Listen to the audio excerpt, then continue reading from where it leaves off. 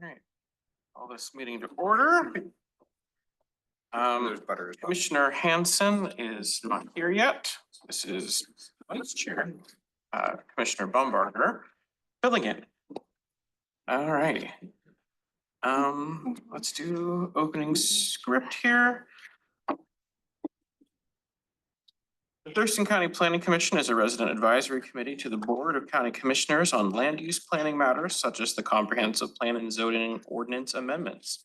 Planning Commission actions are in the form of recommendations to the county commissioners, the final decision makers. All Planning Commission meetings are open to the public. Community members are welcome to observe all Planning Commission briefings and work sessions.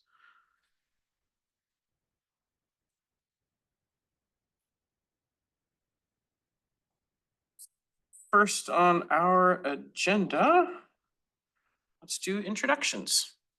Start with who is in the room. Go ahead and. Scott Nelson, District 4. Barry Halverson, Yelm, District 2.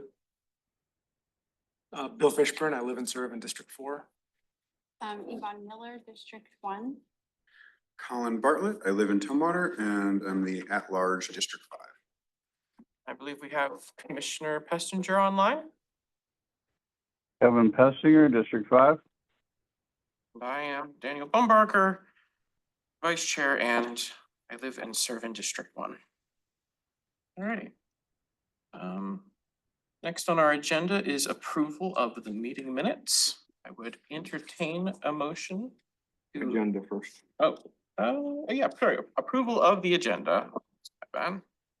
So moved. Second. Any discussion? Hearing none, all those in favor? Aye. Any opposed?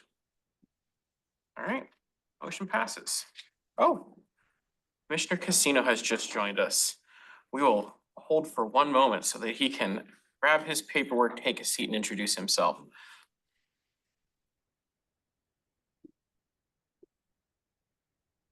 My name is Eric Casino and I represent District 2. Thank you. Ready. Having just approved the agenda, let's move on to approval of the meeting minutes. Entertain a motion to accept. Make a motion to approve the meeting minutes for July 2nd, 2025, utilizing the Zoom for the recorded message. The official recording. All right. Second. Motion has been proposed and seconded. Any discussion? Hearing none, all those in favor? Aye. Aye. Any opposed? All right, motion passes. Looks like we have folks actively signing in right now. We are moving on to public communications. I'll read some instructions. The Thurston County Planning Commission welcomes comments from the public at all meetings. Please introduce yourself, including the address you reside in the county. Please address the Planning Commission, not the audience or the staff. The Planning Commission may not respond to public comments. Speakers are limited to a total of 3 minutes. The timer will show on the video screen to help keep track of time. Meeting attendees cannot donate their speaking time to another person. No comments that are lewd and offensive, inflammatory, hateful, defamatory, or discriminatory in nature. No comments that are commercial in nature. And all materials to the county may be subject to the release pursuant to the Public Records Act. Remarks on projects that have already had a Planning Commission public hearing will be forwarded to the Board of County Commissioners for their consideration. Thank you for your cooperation. We will start here in the boardroom with those who've signed up, and then we'll take comment from folks online. I see first on our list is Rhonda Larson Kramer. You have 3 minutes. Thank you. My name is Rhonda Larson Kramer and I live at 1814 East Side Street Southeast in Olympia. I'd like to talk about affordable housing a little bit. I want to give some background first to refresh our memories. At the last meeting, staff proposed to the Planning Commission to increase the SEPA exemption to 20 units for new housing outside the urban growth area. The current exemption is 4. Staff received over 45 pages of written comments opposing the proposed change to 20. One person was in favor, and that was the representative of Habitat for Humanity, who said that SEPA makes it difficult for that organization to get financing for building affordable housing. This body ended up increasing the exemption from 4 units to 6 units. As an aside, in an unrelated discussion 2 weeks ago, this body also talked about the problems we're having in this county with canopy laws. As to the main issue, I respect Habitat for Humanity and the work they do, but building outside the urban growth area is far from transit, far from schools and jobs, and it forces low-income families into car dependence that they can't afford. A house with cheap rent but no bus line is not affordable if a family has to own and maintain 2 cars just to survive. Developing housing outside UGAs often involves significant infrastructure challenges as well, including the need for septic systems and wells. And that's one reason why Habitat doesn't build outside UGAs in our county. These additional costs can offset any savings from SEPA exemptions, limiting the affordability of such development. Also, to my knowledge, there is currently no direct empirical evidence showing that SEPA exemptions for housing outside urban growth areas leads to increased affordable housing. While SEPA exemptions may reduce regulatory costs, affordability depends on many factors beyond SEPA, such as infrastructure availability, land costs, transit access. We can and should build more affordable housing, but we need to build it in the right places. This body has the power to incentivize that in places like Grand Mound and small towns. Unlike the planning commissions for cities, this body is not well equipped, though, in general, to incentivize affordable housing because rural living is not affordable living in most cases. This body's real power lies in its ability to preserve tree canopy and farmlands. It can do this by reducing new housing in rural areas. That's the overall mission I see for this body, helping the Growth Management Act protect rural lands. Thank you. Thank you. Cindy, I see your name on here. I'm assuming you don't wish to leave a comment since you didn't check either? I have the open space application, so I'm here if there are any questions about it, not necessarily a public. Gotcha. Just making sure you didn't check yes or no, so. All right. If that finishes, there's anyone else in the room who'd like to make comments? Okay. Next up, we'll move to folks online. For those of you on Zoom who wish to provide comment, please choose the raise your hand option to address the Planning Commission. You will be promoted to a panelist when it is your turn to speak. I'll give them a few seconds to do that. Oh.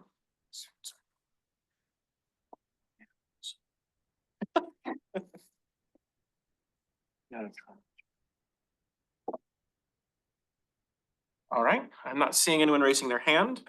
I will note for the record, Commissioner Pestinger, you're missing out on homemade blueberry bread, so. Since you are audio only, you don't get to see us nibbling on that as we go along. All righty, I will bring the public communications to a close then, and let's move on to new business, which is work session number 1 on the open space application, and I believe Marissa, that is you.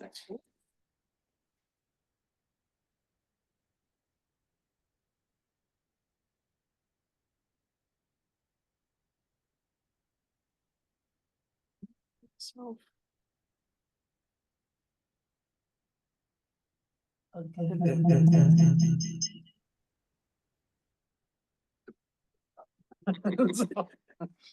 Sorry, that was a bit of a rookie maneuver.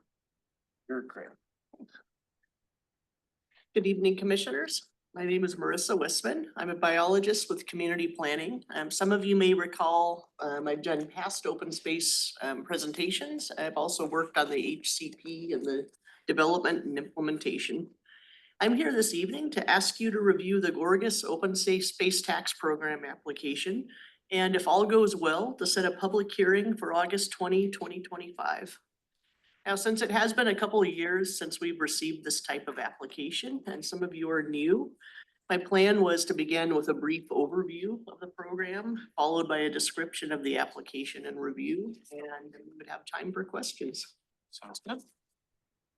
To begin, the Open Space Program is guided by the Open Space Taxation Act, which was enacted by the Washington State Legislature in 1971 under RCW 8434. This act requires county governments to conserve open space lands, And under this program, property tax reductions are granted if qualifying properties are maintained in a rural, undeveloped state. The Open Space Taxation Act also provides exemption to Washington state law under RCW 844030, which would normally require that all property shall be valued at 100% of its true and fair value. Under enrollment in open space, the reduction in property taxes is based on a change from highest and best use to current use, and also in the public benefit rating system score, which is determined by a formula using a point rating system and also based on the different types of priority resources. Tax reductions occur after the second year following an application. So for example, year one, an application is submitted. Year two, there's tax roll changes made for the following year, and it's year three that the reduction actually occurs. Properties must be eligible for at least one priority resource and at least 3 points under the public benefit rating system score in order to be eligible. And we also require supporting documents be submitted with the application materials. Examples would be land conservation plans, habitat management plans, or reports. Basically just evidence that the priority resource applied for exists on the property. The Thurston County Assessor's Office manages applications for the farm and agricultural and designated forest land classifications. And it's also the Assessor's Office, which makes the tax determination decision for all open space applications, including those for the board's program. Meanwhile, the Board of County Commissioners manages the open space farm and agricultural conservation applications for properties no longer meeting the assessor's income requirements, those meeting the board's ag requirements, and also those applying for other resource categories, which would fall under fish and wildlife habitat, private recreation areas, and urban growth area open space. Home sites and other non-resource areas are generally ineligible for classification, and the amount of area excluded for a residence must be at least 1 acre. Applicants must meet the criteria in RCW 8434 and in the Thurston County Open Space Tax Program guidelines to be eligible. And if the criteria is met, then taxes are reduced due to a change from highest and best use to current use, with the public benefit rating system score determining the percent reduction. This concludes the Open Space Tax Program overview. For the 2025 process, we have one application currently in review, the Gorgas property, for enrollment under the farm and agricultural conservation land and the significant wildlife habitat area resource categories with no public access. Roland and Cindy Gorgas wish to enroll all of their 76.96 acres in open space. 15 acres for farm and agricultural conservation land category, as shown in the upland areas on this map. And the remainder is significant wildlife habitat area with no residential structures to subtract. Now, this property was not formerly enrolled in the assessor's program, but it has been farmed for at least 100 years. And some points in time for raising livestock, and more recently under the current ownership, being farmed for hay, honeybee rearing, and honey production under the name of Forest Dog Farms. And the property is mapped in the long-term agriculture or LTA zone. The property contains wetland habitat, ponds, a type F stream, and mixed age forest, as well as having the alfalfa hay areas. And for locational reference, the site is southeast of the city of Yelm on 138th Avenue Southeast, which lies between Bald Hill Road and Vale Road Southeast. For more specific details, the Gorgas parcel is located in the Nisqually Water Resource Inventory Area, or RIA 11, and is situated in the Yelm Creek Basin of the Nisqually watershed. The property is also mapped within a Category 3 Critical Aquifer Recharge Area, or CARA. And CARAs are protected in the Thurston County Critical Areas Ordinance as vital groundwater resources, which serve as the county's chief potable water source. The property contains about 56 acres of wetland, which was determined to be a Category 2 wetland in a recent delineation, rating, and report conducted by a qualified wetland scientist. And the southern port, Category 2, meaning intermittent wetland, it's not the highest quality. Yeah, Category 1 would be floods rate the during the highest. Yeah, the winter and rainy season and it has It's got some area, standing water year round. Yeah. parts. in parts. yeah. I mean, I Just drive not by quite there as all high the of a time. I rating, don't it's still see high that. quality. This map shows the end of a tributary of the Elm Creek there. Yeah, Yelm Creek is a dry creek there. It only gets water when you have rain. Yeah, it's not much of a creek anymore. There's no salmon habitat in it, which we'll talk about later. Yeah, but that ephemeral pond sort of environment is especially important for amphibians, I know, precisely because fish don't survive in it. They don't survive it. So, the southern portion of the property under the previous ownership was logged in 2007. The Gorgases have since planted over 200 trees in this area, which I observed during my site visit to contain regenerating native forest shrubs and trees, which provide shelter, nesting habitat, and forage for wildlife. And yeah, the type F stream I described was the Elm Creek, which runs east to west through the property within the wetland area.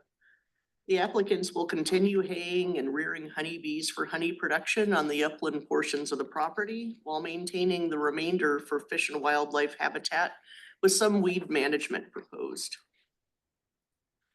So in addition to containing a Category 2 wetland and the other features I've described, this property has been observed to support a variety of CAO wildlife species of local importance. As you can see listed here, there was at least 9 species observed by a qualified DNR biologist who also wrote their report and habitat management plan.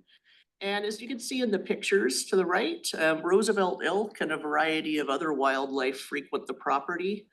And among the mixed age forest, there are mature, large diameter Douglas fir trees with nesting cavities and large diameter branches. During my site visit, I also observed other CAO listed species, including an Oregon white oak tree, several diagnostic prairie plants, including common camas, large-leaf lupin, and Virginia strawberry. And in addition to being prairie indicators, these plants are also excellent nectar sources for pollinators, including bees. And Yelm Creek, you're correct, it's currently doesn't contain water year round, and but it is documented by the statewide Washington Integrated Fish Distribution Data Set. That's quite a mouthful. As supporting coho, sockeye, steelhead, chinook, and pink salmon. It doesn't support any of that, but go ahead. That's what they documented it as. And the section of the creek on the Gorgas parcel, according to their data set, is just rated as gradient accessible. But I did check in with Department of Fish and Wildlife to make sure I wasn't overstating this. And they feel that if there were fish passage barriers removed downstream and other improvements made to Yelm Creek in the future, there's a potential for. I've had this conversation for 6 years with this body about Yelm Creek. I've owned houses on Yelm Creek. And it's basically a dry bed except when you have the rains. That's it. It doesn't support any type of fish life. So. Okay, well, I was going by their Point swift. of order, I'd like to see. Chair, Say that. point of order. Go ahead. Okay. Go ahead, Commissioner Pessinger. Can you bring us back to decorum, please? I'll remind you that Yeah. you should be addressing me, not staff. Thank you. Yeah, another thing that's worth mentioning is that in recent years, about 145 acres of timber harvest have taken place in neighboring properties. And the Gorgases have since noticed an increase in wildlife using their property since that occurred. So just, another feature making this a good significant wildlife habitat candidate. And when review of the farm and agricultural conservation land requirements and how they relate to the Gorgas application, this would most commonly be for farms formerly enrolled in the assessor's program, which no longer meet their income and have received a notice of removal. That wasn't the case with this property, but they do meet the other requirements. They are zoned within LTA. The land has been used for commercial ag use within the past 10 years. And they've submitted a land conservation plan describing measures to maintain and protect the property for future farming. For significant wildlife habitat area resource category, there are a variety of features which could make a property eligible. Category 1 wetlands are one feature, which isn't the case here. While it's a high quality wetland, it was still rated as category 2. And the property is not situated in natural shorelines or the Percival Creek corridor plan, but it does meet the criteria for supporting wildlife species of local importance regulated under the CAO. And they did follow the appropriate steps of having a site review, report, and habitat management plan completed by a qualified biologist. Technically two, if you count the wetland scientist who also did their full wetland delineation. Continued hay and honey production will conserve the Gorgas property for long-term agricultural use. No pesticides or herbicides will be used to protect honeybees and other pollinators, and no filling, ditching, or clearing of critical areas will take place. To preserve the wildlife habitat, the applicants propose to control invasive plants within 200 feet of the wetlands and ponds, particularly reed canary grass and Scotch broom. Weed control would just be done through mowing and pulling with no use of herbicides, protect water quality. Riparian areas will be left undisturbed, and down logs and snags will be retained for wildlife habitat. Additionally, they plan to implement a five-year review period over the next 20 years just to ensure the management techniques are effective. The Gorgas property appears to meet the criteria for enrollment under the Farm and Agricultural Conservation Land and Significant Wildlife Habitat Area categories for 6 points and a 50% reduction based on the following factors. The property lies within the LTA zone and has received commercial ag use within the past 10 years. Continued ag use in upland areas will maintain these portions of the property for future farming. The property has been observed to support CAO wildlife species of local importance. And the appropriate supporting documents for each resource category were submitted with the application materials.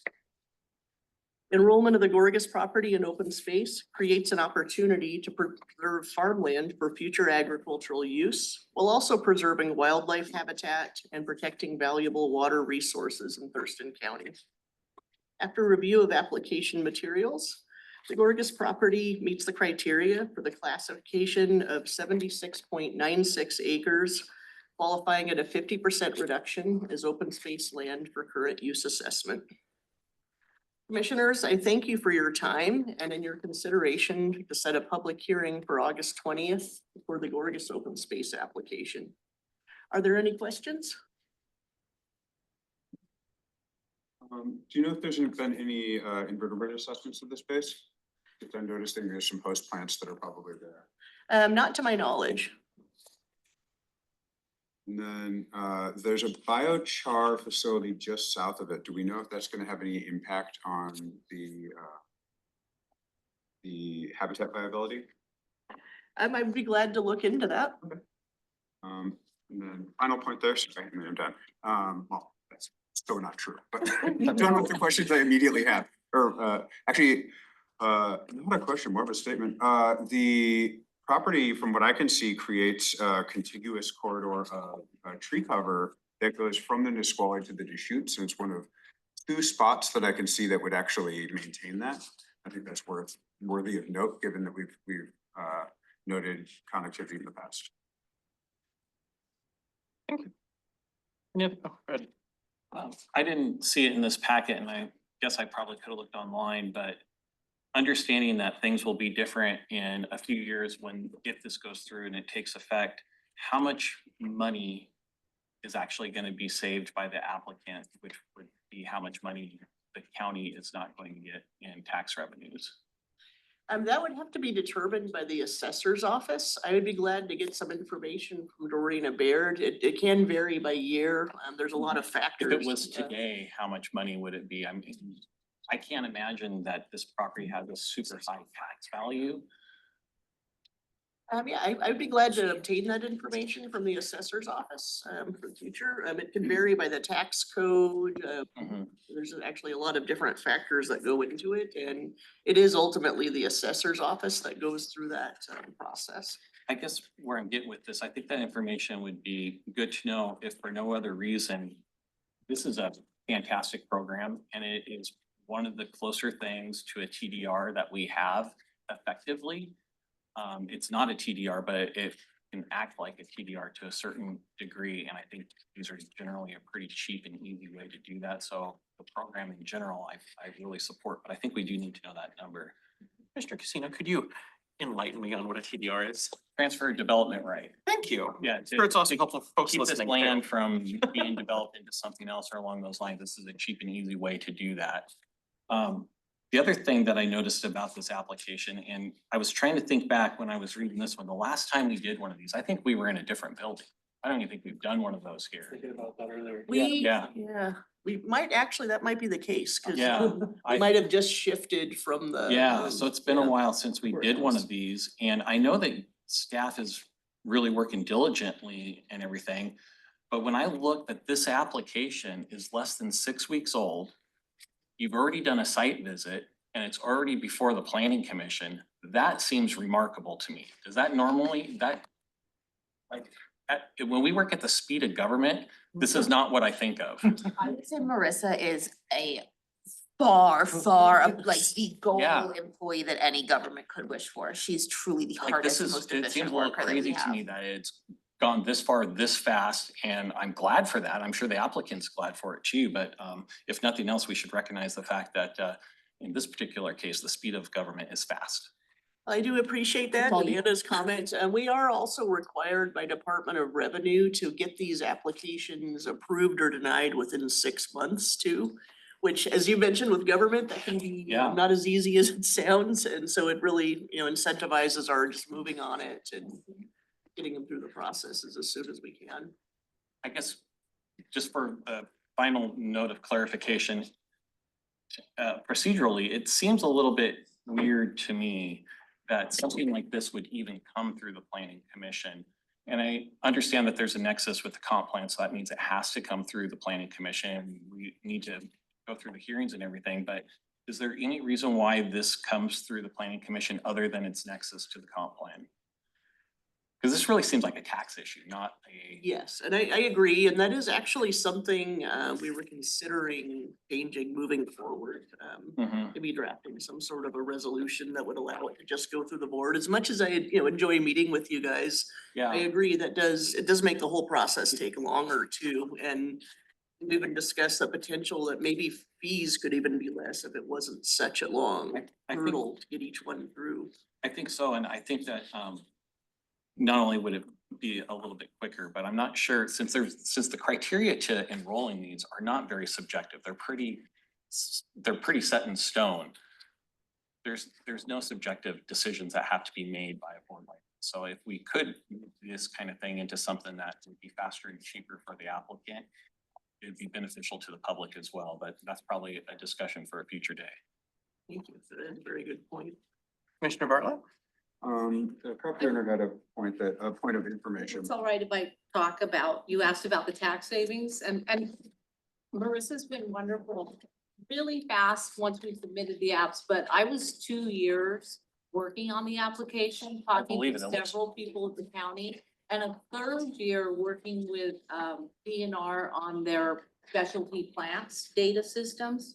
Because we thought that would work and trying to get a specialist out there to do that. So that I estimate the tax savings will be about $800 a year if Oh my approved. goodness. And the buyback, I will be 78 by the time the costs that we put into this come back through those tax savings. Yeah, I don't think you're doing this for the money. No, we really want to protect the property and it was more work to split it into the ag and the significant habitat because the points are the same. There's nothing, but we wanted to protect that farmland. We wanted to keep it for future generations and Marissa's been out there. You can see that once upon a time, someone cleared those fields, someone made those rock piles. Someone worked with all that property. So it's really about preserving it for us. So that's an estimate on the tax savings. Thank you. Thank you. Thank you. Commissioner Pestinger? Thank you, Chair. Marissa, 2 questions. One was about what you stated about the fish passage barriers and maybe two of them? I didn't fully hear what you said. Could you say more about that? Oh, I was just stating future potential. I realize currently the property is not supporting fish, but I've just had some conversations with DFW staff that if there were further improvements made to Elm Creek and fish passage barriers removed downstream, that there could be the future potential. I mean, there are areas less than a half mile to the north that are rated as having salmon documented or presumed in Elm Creek, and that's what I was basing it on. And I'm not claiming that's what qualifies them for the resource category, but it's just another factor to keep in mind for the potential wildlife habitat value for this property in the long term. Okay, so that need for fixing those fish passage barriers is not on the property. Not on the property, no. Thank you. Second question, you mentioned about it was cut, the forests were cut in 2007 by the previous property owner, and then the new owners have replanted approximately 200 trees. Can you give any indication of what percentage of how much they cut down does that represent? Like, did they cut down 200 trees and replant 200, or some different ratio? I'm not certain of that. And Cindy is here and isn't either. We could try to look into the history perhaps of the forest practices permit. I mean, from what you saw from your site visit, was it a huge reforestation effort or a minor one? 200 trees doesn't sound like that much to me. So I'm on those specific forestry actions, I'm not sure, but I just want to note here, TRPC put out a report recently on basin condition and did some modeling at full build out. As far as the Nisqually Basin, Elm Creek has the lowest forest canopy cover of any stream in the Nisqually system that they analyzed.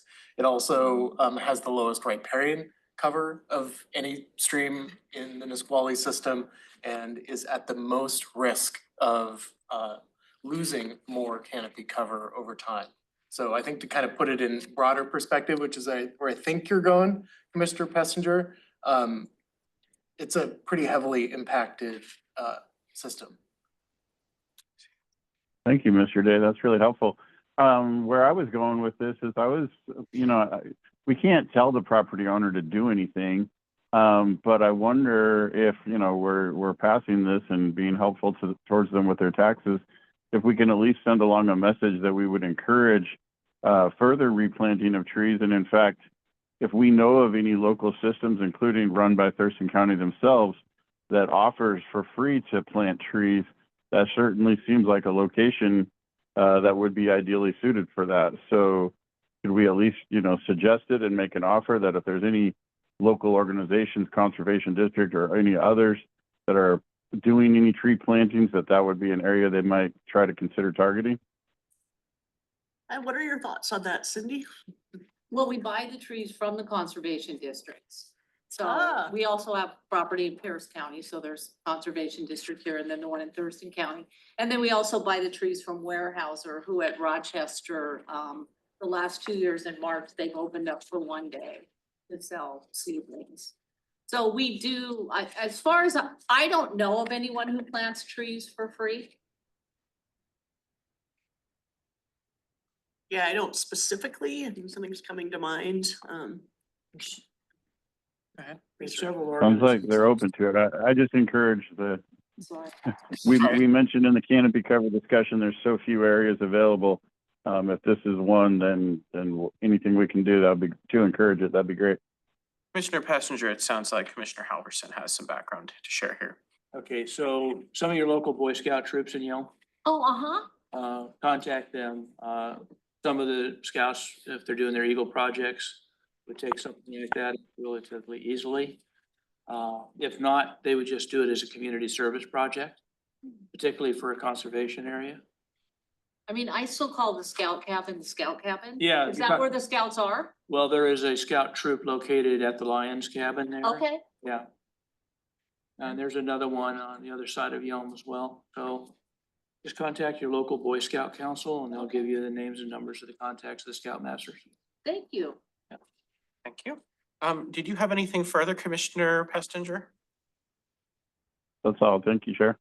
Right, and then Commissioner Bartlett? I believe Commissioner Nelson was ahead of me. Oh, I was just gonna respond for the tree planting. Mhm. If they have a permit from DNR, they're told how many trees to plant. And it's going to be significantly more than what they take out. Good. Yeah, so I guess my main question actually was just, you mentioned that it seems almost unnecessarily burdensome that like this sort of thing comes through us. Is there something that we should be doing in terms of emotion or anything like that, or support to make that process easier? I think legally we have to at this point, Uh-huh. the way that the code's written. Okay. But It'll be a public hearing. yeah, at some point, if we could change that, it wouldn't, it'd just be good governance to not have it waste time coming through here. Especially when it's such a easy to support program. All right. Okay, well, is there any additional discussion? Oh, I did have one more. Oh, go ahead. To Commissioner Casino's question about how much the county is out, it's zero. Yeah, it's just that much less they. No. It's zero. They shift the tax burden around the area. So That's true. if you take a tax break of $800 here, it just spreads $800 over everything else. Yeah. Oh, thank you, Commissioner Nelson. I was focused more on what their tax savings Yeah. would be and missed that, but yeah, that's correct. It's shifted to neighbors and we have run it to the ground in the past to determine, how much that shift impacts neighbors, and it's generally pennies on the dollar. It's not like the county doesn't get all $800 of that anyway. They get a small portion. They'll find it back anyways, so. Yeah. All right. Have we concluded discussion on the matter then? Then I would entertain a motion to set a public hearing for August 20th. We'll move. So moved. We should specify a time, right? I didn't see a 7 o'clock. 7 o'clock, Or as soon thereafter. at 7 o'clock or soon thereafter. Any discussion on the motion? All right. I think we're pretty good to do a voice vote on this. All in favor? Aye. Any opposed? All right. Motion passes unanimously, and thank you, Marissa, for your excellent work. Thank you very much. Thank you for your time. All right, we will move on to continued business, which is work session 38 on Thurston 2045, follow-up and recommendation. Good evening, Planning Commissioners. Maya Teeple, Senior Planner, joined tonight by Anna Rodriguez, here to continue working on Thurston 2045 and through our public comment to make some recommendations and changes. So as I mentioned at our last meeting, I won't have a PowerPoint for the next couple of work sessions. If as we're working through it tonight, it feels like we need that, I can create something for the next work session, but otherwise I'm planning on using the memo that was provided on June 4th. So hopefully you all have a printout copy of that, and I will walk through that memo and then we can have discussion. I do plan on moving through the major comment themes, and then I will move through changes that staff have made in response to those comments. We have gone ahead and made some changes prior to having this discussion with the Planning Commission. If it either meets your previous conversations and kind of the intent there, or it's just generally a good idea and aligns with, the other updates we're doing, then we've gone ahead and made those changes. I'll move through that relatively quickly, but please do stop me if you have questions or want to discuss something further. And then I'll focus our conversation tonight on the remaining decision points for the Planning Commission. And that's broken down by chapters using the old chapter numbers of our public hearing draft. So a couple things about the memo and just orienting you with that. The first 9 or so pages are the staff summary of the major comment themes broken down by chapter element, and then it goes into a crosswalk. And this is something we created internally to work through just, points that were in comments. It's made by us. It's probably not perfect. It maybe doesn't capture every single point of every single comment, but it captures the most salient ones and how we have responded to those or ideas to respond to those. So that's the tool we've been using internally to track how we're making some changes to the comments that we're getting. And going back to May, I think there were some concerns from the Planning Commission about how comments were categorized. It did not come out as clean as we had hoped it would with the survey tool. So this has been our first big launch of the online comment survey, and we're learning from that. What ended up happening was there were a lot of just letters and PDF documents that we received that covered every single topic in the comp plan, and it was uploaded under one selected element topic. So that's why some of that looks funny, but the staff crosswalk is an attempt to reconcile some of that. So hopefully that'll work a little bit better as we're reviewing this. So questions about orientation before I go on, and I can't see everyone in the room, so please just talk over me if you have a question that you want answered. I'd recommend they raise their hand and I will call on them. Thank you, Chair. So starting with land use, that's chapter number 2 on the old public hearing draft, and it will be renumbered in our next version that comes out. But the major comment themes that we received on that chapter, majority of the comments that we received for our Planning Commission public hearing talked about supporting the action alternative, which is the 5% rural growth and directing 95% growth to the urban growth area and its cities. We also received a couple of odd requests, 2 or 3 comments, a fairly small number, that were requesting specific changes to the UGA boundaries or just had general concerns about shrinking the UGA boundaries to the extent of sewer and water services.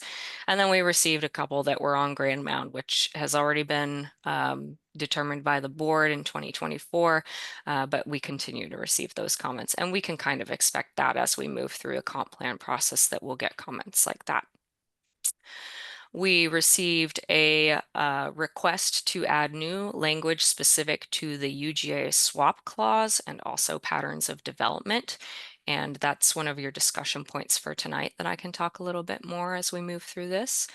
We've received comments that ask us to use climate modeling data and also equity data as we consider future zoning and land use considerations in the county. And then we have received a couple of comments that support the Planning Commission's previous direction to change rural resource industrial and to limit warehouses and other types of industrial uses to natural resource-based industries. We've also received some additional comments asking that it be clarified even further, specifically from FutureWise. So that's spelled out in the crosswalk a little bit better about FutureWise's ask there, but that's one of the points that we'll discuss additionally tonight on rural resource industrial. And then we received a number of recommendations from Washington Department of Fish and Wildlife on updated language to include that addresses habitat corridors. They just released hot off the press a new habitat corridor wildlife plan. I got that email last week or 2 ago. And so a lot of that new language that they're asking for aligns with that plan update. We get that? You would like a copy of that? Yes. I'm happy to send out a link. I'll add that as an action item. Wish we wouldn't be interrupting. Okay, so changes that we have already made in response to some of the public comments that we've received. I won't go through the specific language of all of these. I will go through the specific language of some, but just to summarize the changes that we've gone ahead and made within the land use chapter, we have added in some clarifying language on the 5% rural growth under the population tables. Unfortunately, we can't update the population tables to have a second column that has that 5% share. I talked to TRPC and those numbers just don't exist, and the time frame and budget to rerun an analysis like that is not something we have space and room to do. But we've added some clarifying language that that's based on historic trends, and those numbers would look different depending on the pathways and the timeline that the county takes to achieve a 5% goal of growth over the next 20 years. We had some comments that asked us to update the water availability language. Specifically, this was a comment from FutureWise. And when we went back and looked at that, and I consulted with some of our water planners, a lot of that issue was just the plain talking. So, so I worked with them to fix the plain talking and better highlight how RCW 9094 and the Hearst decision is played into the county's watershed plans. We did receive a comment from Lakeside Industries and their constituents about development pressure and the UGA swap language. They have a specific request to add some language into our comp plan. We worked back and forth with them, and we did add some language into our comp plan. However, I do want to be clear here because I know they're on the call tonight. The language that we landed on including is not, it's not 100% aligned with what they're asking for. Specifically, we're not making a claim that there's development pressures in any one area, and that is something that they're asking for. So that is a discussion point for our Planning Commission to talk about tonight. We got a request from FutureWise to separate our natural resource industries into a few different sections, and that was something we just went ahead and did. That's an organizational thing that was not an issue. There are a number of policy changes in this memo and just language updates. Most of this is from Department of Fish and Wildlife, but a couple of these are from FutureWise. We went ahead and made those language changes. They were not inconsistent with anything we were already doing in the plan. And then there are a couple of new policies that were added as well, and one that was deleted. And so decision points for the Planning Commission on the land use chapter. The first decision point is on incorporating additional language. I've looked back at this and it could either be an objective or a policy. Staff would fine tune the language to consider equity and climate modeling when considering land use decisions. That's a question for the Planning Commission to talk about tonight. The development pressures change language, which is the Lakeside Industries comment letter, and then the rural resource industrial size limit. This is something that our Planning Commission asked for before we went to public hearing, and we said we would bring that information back. I'm happy to provide additional context on that when we get to that talking point. So, opening the floor, and I see Commissioner Pestinger has his hand up. Go ahead, Commissioner Pestinger, and then. Thank you. Just a clarifying question. You had mentioned about UGA swap language in the comprehensive plan, and I'm not sure where we stand with UGA swap stuff. The last I had heard, we had asked questions about that there were two different laws written in either 2 years apart or back-to-back years, and that the newer law was not clear whether it was a replacement of the old law or whether it took precedence over the old law or whether you could pick or choose which law you wanted to use. Do we have an answer on that question yet? I can speak to that. Department of Commerce has made it very clear that one does not cancel out the other, that both apply. I will note that their original timeline for filing a CR 103 and adopting rules has been extended. They originally anticipated after the January public hearing to adopt the rules shortly thereafter. However, they extended with the Washington State Register saying July 8th. It is July 16th, so I anticipate a little bit more of a delay on that. So until rulemaking happens, we're not going to address our countywide planning policies on that front yet. But in many conversations with Department of Commerce, they've made it clear that they both apply. Very helpful. Thank you. And as additional context to that beyond what Anna just provided with rulemaking is that from the county's position and why we did not carte blanche include all of the language that Lakeside was requesting is that most of this and specifically development pressures within an urban growth area would be determined through specific criteria in our countywide planning policies and also through a memorandum of understanding with whatever city is affected by that. So it's not necessarily a claim that we, Thurston County, make on our own. It would be through a joint planning process. Is that the extent of your questions, Commissioner Pessinger? Yes, thank you. All right, Commissioner Bartlett? Yeah, I had a question on added language to policy LU 2C12. Some UGA revisions limit areas to include no more than 15% critical areas, cites an RCW. I guess I'd like a little bit more clarification or information on that. I've been trying to look it up. What that says. Yeah, that is specifically related to, and Anna, correct me if I'm wrong, but that's the UGA swap clause under state law, and I believe the 15% is already in legislature. So they're just citing specific language from the legislature there. Thank you. I actually have a question. Could you read the language that you've added on the 5%? I know that's a topic that we've brought up multiple times, including drafts that might not have met our original past motions on that. So I'd just like to hear it. Yeah, I actually don't have the chapter up, so just give me a second to pull up the chapter and I'd be happy to read for you what was added there.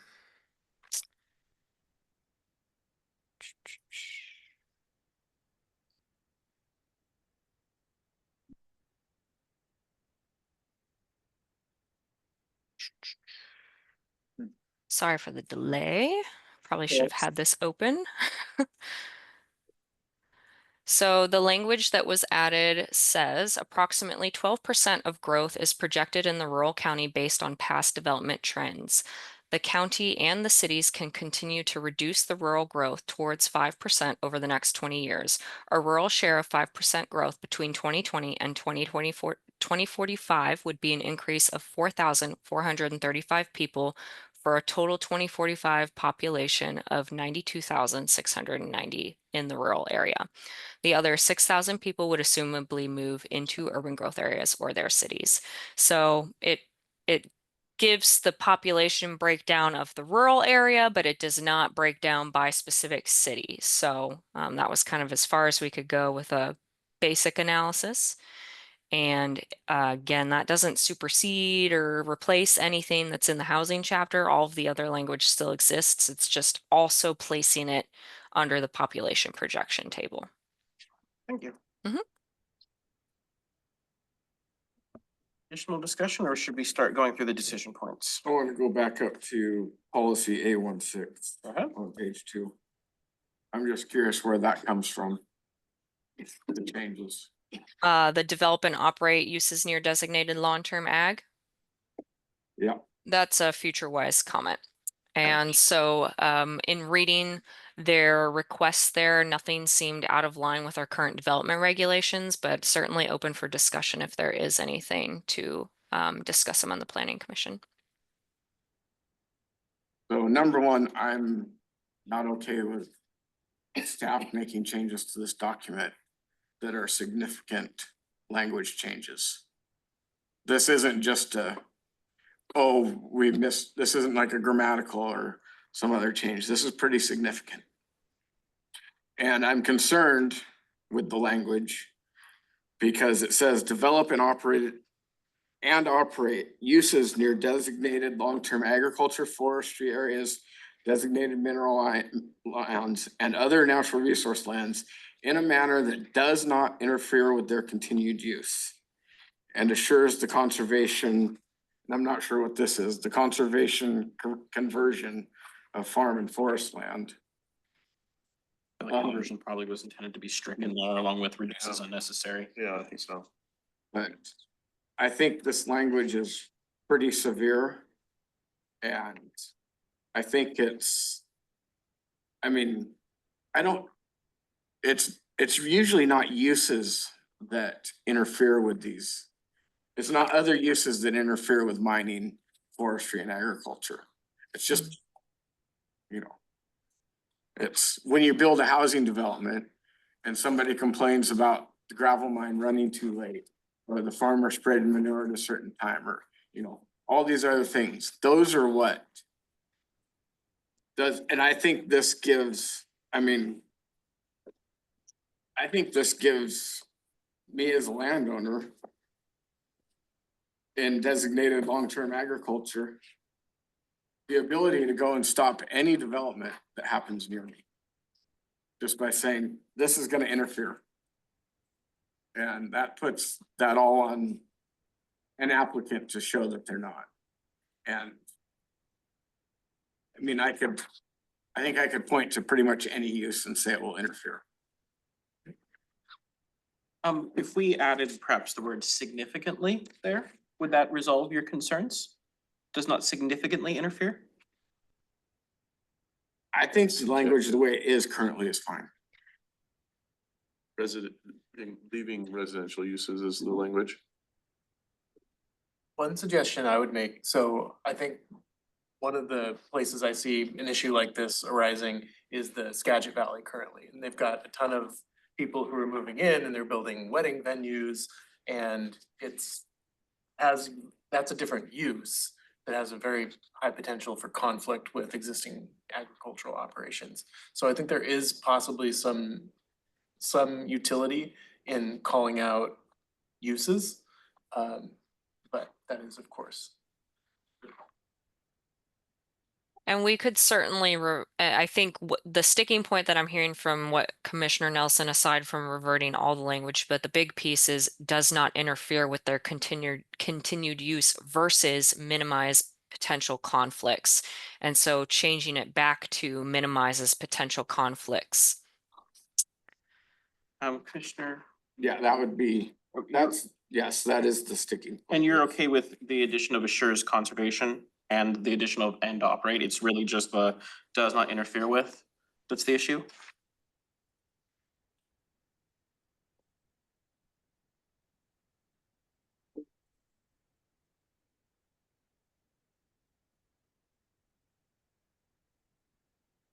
I would prefer reduces unnecessary conversion. I mean, assures the conservation.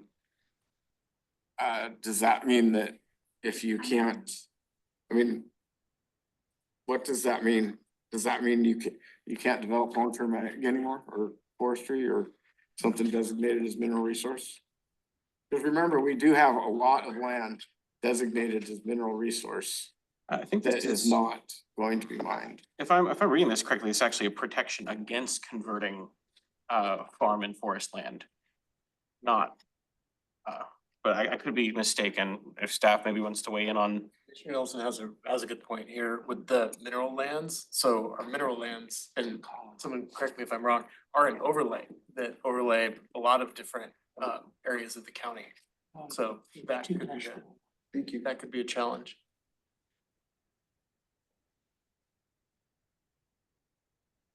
So what I'm hearing is, Commissioner Nelson, is that you're suggesting that and operate remain, but the other two changes revert. Yes. How do we feel about that? It doesn't have to be a formal vote, but we should at least check our feelings on that. On target here. Do you have any strong opinions, Commissioner Hanson, on this one? No, but I think I lean towards Nelson's suggesting. Any objections over here? I'm sorry, I'd like a moment. I've been trying to track this down for the last while, so I would like to actually look at the. Okay. You said it was on I'm 2-4. having a hard time understanding what the conflict is, but that's just me on the phone. That's in the comprehensive plan. So staff made a change based on a FutureWise comment to policy 1A6, which used to state, develop residential uses near designated long-term agriculture of forestry areas, designated mineral lands, and other natural resource lands in a manner that minimizes potential conflicts and reduces unnecessary conversion of farm and forest land. When mechanisms such as clustering and buffering are used, these mechanisms should be scaled, located, and designed to maintain rural character and environmental quality. There were 3 changes made by staff. One struck the use of residential uses to more broadly apply to all uses, and included the words operate and operate. So not just the development of new lands, but the operating of uses. It struck minimizes potential conflicts with a stronger does not interfere with their continued use. And it removed the reduces unnecessary conversion with assures the conservation. Those are the changes we're discussing.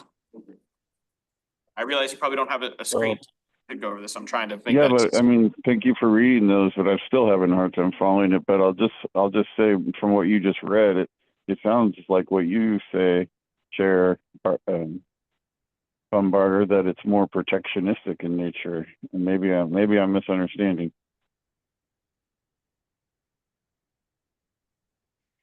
And I will say that was part of the reason as I was going through these, the past direction of the Planning Commission was, lean towards more action-oriented, stronger verbs. But to Commissioner Nelson's point, some of this, like the operation of uses and assuring conservation of farm and forest land, someone doesn't necessarily go into their residential use or their special use permit with the intent to assure conservation. So I see the, the suggestion back to the original language here would make sense to me.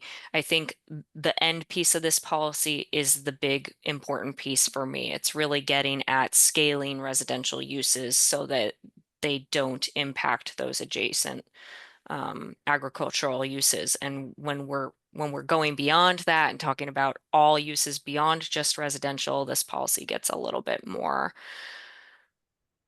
not making as much sense, I think. Thanks for that clarification. That helps.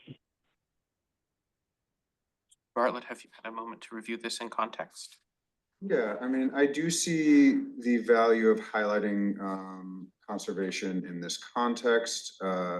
If we're not going with anything as hard as ensure, I would like at least an encourage there. I think that otherwise I'm not opposed to the reversion there. So are you suggesting that it should read, you said not assures, what was the word you said, encourage? That's So the minimum. your version of this would encourages the conservation and reduces unnecessary conversion. Mhm. Do you have any objections to that? Commissioner Nelson? I'm looking, I had to go back up to it. Oh, no worries. So it would read, designated mineral lands and other natural resource lands in a manner that I'm on the wrong one, that's fine. that minimizes potential conflicts and encourages the conservation. Sorry, actually it would be three commas, then it would be minimizes potential conflicts, comma, encourages the conservation of, comma, and reduces unnecessary conversion of farm and forest land. No, it's fine. That's fine. Thank you. All right. Any objections to that language? I'm personally more comfortable with the assures. I like the stronger nature of that, and if we're removing the does not interfere, I think that's a balanced approach. Okay. So let's treat this like we treated TCATs. Thumbs, where are we at? On the revision that was just accepted by Commissioner Nelson? All right, we have 5 in favor, 2 abstentions, and down. So we have quorum on that, I guess, or majority on that. And so just reading that back, that's develop and operate uses near designated long-term agriculture, forest areas of I'm sorry, I have a note here. Forestry areas, designated mineral lands, and other natural resource lands in a manner that minimizes potential conflicts and reduces unnecessary and encourages conservation, reduces unnecessary conversion of farm and forest land. The rest remains the same. Retaining the old reduces unnecessary, and we're adding the new language with assures amended to encourages. My first choice would have been assures, but if we don't have assures, I want at least encourages. Understood. Okay. The other decision point, and there's no other discussion outside of the decision points. We had a question about incorporating additional language on using equity when considering land use considerations. It would be added to land use goal 3A or the implementation. Head Commissioner Bartlett. I would just like very quickly to get an idea of what we particularly mean when we're using equity in this context. Is that something you could clarify for us? Yes, I'd be happy to. So when I think of how we could potentially use equity and even climate modeling, if the Planning Commission wishes to add climate into that as well, we have a new equity mapping tool at the county, and it's kind of just a starting place, but we can look at that spatially and see how, you know, a particular property changing the land use and the zoning is impacted. And the climate mapping tool that we have specifically looks at all sorts of vulnerabilities. So it's just another way we have to evaluate what the new uses would look like for, you know, things like heat island effect, access to resources, access to healthcare, proximity to schools and other sorts of infrastructure that folks might need. So there is a tool out there that we could use for those types of things. And I think that more will probably be coming in the next couple of years, but it would be something new that we'd be exploring. We haven't really used anything like that in the past. So it's something that includes specifically economic equity as well as other forms of like racial justice or environmental justice.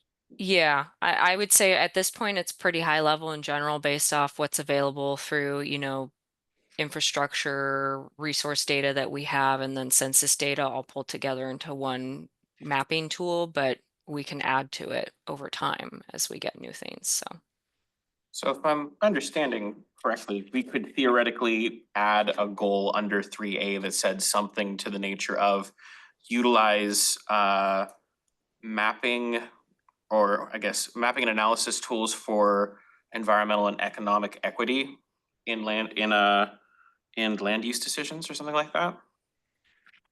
Yeah, I'm trying to find back the specific goal, but we do have a couple of policies in the plan already that address the review of land use changes. And so that would be my first inclination to put it in that spot. But we could certainly add a new policy if the Planning Commission wants to call it out separately. Mr. Bartlett. I support calling it out separately. I wouldn't actually want to reduce it to economic equity. I like the idea of how systemic it is now. Environmental or economic, but because it's including those larger like social justice components, it's considering also like, you know, where we've talked about before involving like discriminated against or marginalized communities. I prefer to keep it at equity and then just make sure we have that comprehensive definition that it sounds like the data is using anyways, within like our definitions of terms when people are referencing this. Since equity is a term that may change in its definition over time, I'd like to fix what our definition is for the utility of it going forward. It sounds like it might benefit us to do a such as and then list the tools that we have available now. But with the understanding that new tools and better tools will develop over time. Yeah, and I was also specifically going to ask if Commissioner Fishburne had any insight into how we should use this. Top of my head. Okay. All right. How do we feel about including that? Oh, sorry. I'm gonna I let didn't this one see you. roll out. Go ahead. I've got another question for my. Oh, okay. So it's not on this decision point? Gotcha. So I guess thumbs again. How are we feeling on the general push for this. Obviously, language is not finalized. We're not approving anything right now. We're just sort of saying, yes, we like this direction. No, we don't like this direction. Yeah, I'm fine. I'm interested to see what we come up with. Fine, That's all correct. thumbs Yeah. up. Yeah. We're in agreement that that's a good thing as a separate item. We'd love to see some formal language on that to go. And then go ahead, Commissioner Albertson. Maya, you, on the page 3, one of the other policies, you said added new policy LU-1.A.21. Are we replacing the LA-1A21 that's already in the plan on page 2-43? It could just be a typo on my part. So it is added and then the rest of the numbers are moved down. It does not replace. Okay, so the one in the current one, LU-1.A.21 becomes 0.22 and then 0.23, 24, 25, et cetera, okay? Yes, yes. Okay. Then let's move on to our second decision point here. Additional changes to section that describe future UGA changes based on patterns of development and developmental pressures. And this was the requested language that we didn't fully incorporate from page 1, or sorry, from page 2 under the third bullet under changes that have already been made in response to public comment, I believe. Yes, that's correct. And so I'll just read it for the Planning Commission. This is also on the crosswalk. Let me see if I could get the page number for you all. Of course, I separated the documents, and so I'm having a little bit of trouble getting the actual page number. But the original language from the commenter was to change the text to say, as of the 2025 comprehensive plan update, the county determines that UGAs have enough land for expected growth, but also that patterns of development have created pressure in areas that exceed available developable lands in the UGAs. So UGA revisions may be appropriate in the future under RCW 3670A130 or other provisions of state law. And the rest is unchanged. And so where the county landed with that after going back and forth is text that says future comprehensive plan and joint plan updates may be appropriate under RCW 3670A130 or other provisions of state law to revise UGA boundaries. Additional supporting documentation consisting with state law requirements and additional legislative review would be required to amend any UGA boundary. Reasons for revisions could include development pressures that exceed available land, protect critical areas, address impact from climate change such as sea level rise and flooding, address areas that may be difficult to provide sewer and water services to, or for other reasons as stated in the RCWs.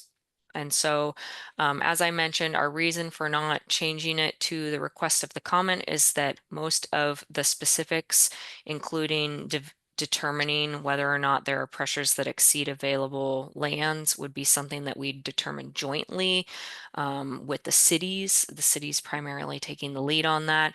And we don't have formal countywide planning policies on that yet. As Anna mentioned, we're waiting for the rulemaking to be completed before pursuing that.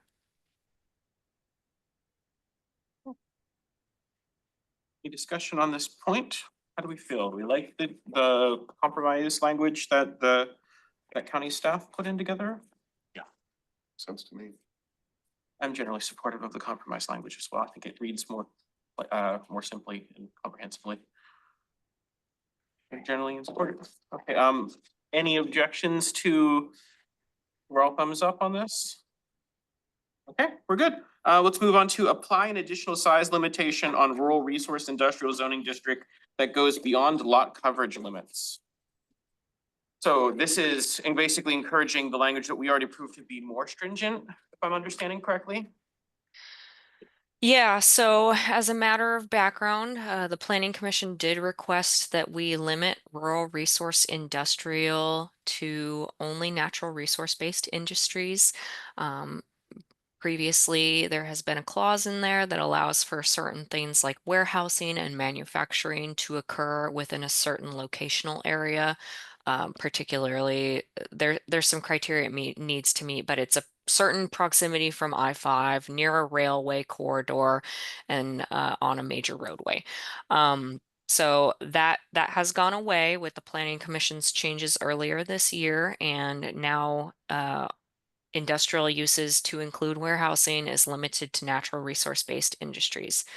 The comment came up previously if we want to consider limiting building size. And so I did a bit of research on that over the last couple of months while we were taking comments on public hearing. And what I found, I never had an opportunity to formally present this to Planning Commission, but I'll just give a really quick summary. What I found is there's really three main tools that other counties with rural areas and ag and resource industries do for these types of industrial zones. The first is they limit the building by footprint. They limit the building footprint by square footage. And Whatcom County uses this approach. It's basically a flat cap that applies to all types and sizes of all types of buildings and all lot sizes. And you could potentially tailor it depending on what the type of building is supporting, but that gets really complicated. You need to, well, staff would need to do a lot more research on, what is an adequate size to support certain types of resource industrial uses. And so it would just be a square footage cap that would go based on the type of use associated with that. The other option is to limit building footprint by the percentage of the lot. So as you have a larger lot, 5 acres is probably the minimum we'd see in rural county, and then you could go up to 20, 40 acres. You would get that limiting up to a certain percentage. You could potentially add in language that says after 10 acres, it doesn't matter how big the property, it's limited to what the cap would be at 10 acres. So that's just a simple percentage. That works well with what Thurston County already does, which is hard surface coverage limits. Right now for RRI, we have a 60% hard surface coverage limit that includes any sort of parking, driveway, etc. type of development on the property. And so you could limit the building footprint to a certain percentage on top of that. And then the third option is to do nothing at this point in time and continue to rely on lot coverage and let this play out and see if it's something that we need if we're already limiting to natural resource-based industries. Commissioner Bartlett? I kind of like a little bit of the first two options. And I think there's a good combination between there that we could strike. I like the idea of using the hard surface that we already have, and maybe a percentage of the hard surface might be an easier way to do it. Rather than a percentage of the lot overall, since that's already a restriction that exists. Or we could have it be a percentage or like a square footage over a certain limit or a percentage below it. But it sounds like 60% of a 5 acre lot is a large building. I'm not sure that fits within the vision that we had. Go ahead, Commissioner Halverson. What policy number is that currently referencing? This is not specifically a policy within the comp plan. This is the development regulations. I believe it's chapter 2029. Okay, So that's not something. where would we be addressing it in the comp plan?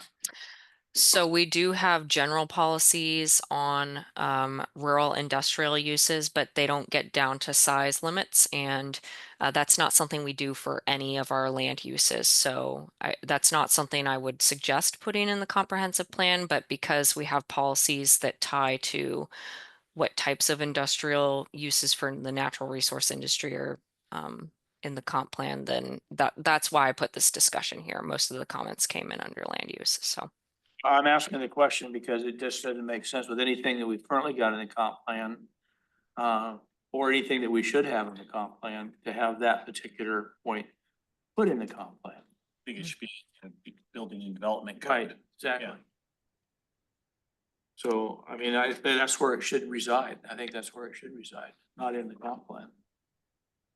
And this would be a specific change to the development regulations, not a policy within the comp plan. You're correct on that, Commissioner Alverson. So that's still within the scope of what we're addressing is addressing it outside the comp plan. Okay, cool. I personally think it's a good conversation to have, and I hope that when we get more public comment on this, folks weigh in with their desires on this. It sounds like, at least with the permeable, or with the surface area, we've already got a rule that will impact these. It's just a question of whether, paired with the very specific permitted uses that we've laid out, whether we need to go further than the existing surface 60% rule. It doesn't sound like this body has a hard answer on that right now. And it sounds like that change likely wouldn't happen in the comprehensive plan anyway. I see The Commissioner. development regulations that we're doing alongside this, that's Yeah, that's it's what Maya's attended been to. mentioning. There's the big old code change that addresses all the housing things and the climate laws and such, and this would be a piece of that. That's like moving as it's a development code packet, but it's moving alongside the comp plan. They're happening in tandem. Just out of curiosity, Maya, what is Whatcom's cap? 12,000 square feet for new construction and up to 20,000 square feet for pre-existing. And that zone is not, it doesn't directly translate to what we have in Thurston County. So that their zone allows for retail establishments, service businesses, gas stations, cafes, and offices that serve rural communities. And then they also have a 12,000 square foot and 20,000 square foot cap for their rural industrial manufacturing district, which is light manufacturing. It's not limited to resource use industries. It can include things like repair shops, small cafes, and maintenance shops. And then any sort of agricultural support services are covered by that zone. So. Thank you. Commissioner Pestinger, go ahead. Thank you, Chair. So thank you. I was also wondering the Whatcom limit, or what approximate square footage size. I'm wondering, if it was a 10-acre lot and the 60% limit that's currently in place, what's the average building size that we end up with, especially if it's a warehouse type of usage. And also, it seems like we need some kind of pretty stringent cap on this, because here we are talking about, we've gotten tons of public comment that we want only 5% growth out in the rural areas, that's going to be hard to even accomplish. And I'm quite certain everybody that wants to maintain rural character, we're also saying we can't build housing developments because it simply is not feasible on septic. They'd have to be connected to sewage. So wherever there's not sewage systems, there's not going to be that kind of housing developments. And at the same time, like, those same people would not be very happy with us if we said, yeah, we're excluding housing developments, but we're going to let them paper warehouses up and down the I-5 corridor. Tons and tons of people have given public comments saying, don't make Thurston County look like Lewis County. And I think we have to be pretty protective about not ending up with a bunch of warehouses all along our freeway. Thank you, Commissioner Pestinger. And that is something we have already at least partially attempted to address by limiting uses to only natural resource uses. Yeah, go ahead, Commissioner Bartlett. Yeah, I like that. Yeah, and just as a point of information for folks who can't visualize acres versus square feet, the Whatcom Valley limits would be half an acre. So if we're talking about 60% of a 5-acre property, that is significantly over the Whatcom Valley square footage limits. That is the building though, if I understand correctly, not like building, parking lot, everything. Ours looks at total surface area, theirs is looking at the building size. Right, and we're talking about like, if we restricted it to just what the permeable surface is, or impermeable surfaces, then it would be like 3 acre, 2.5 acre building. Yeah, I get you. I'm just, yeah, go ahead, Commissioner Casino. I think that the bulk of where we wanted to get to, we actually got there by limiting this to natural resource-based industries. And after that, I don't think that it's gonna have a significant impact. I think that if we are gonna focus on this in any way, doing it as a percentage is probably the better part of wisdom, because from my standpoint, I would much rather see a big metal tool shed that's got a shake mill in it than I would a big asphalt parking lot that's got 500 logging trucks on it dripping everywhere.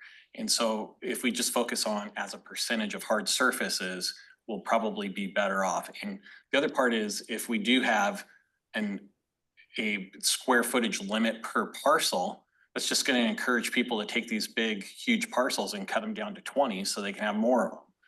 Yeah.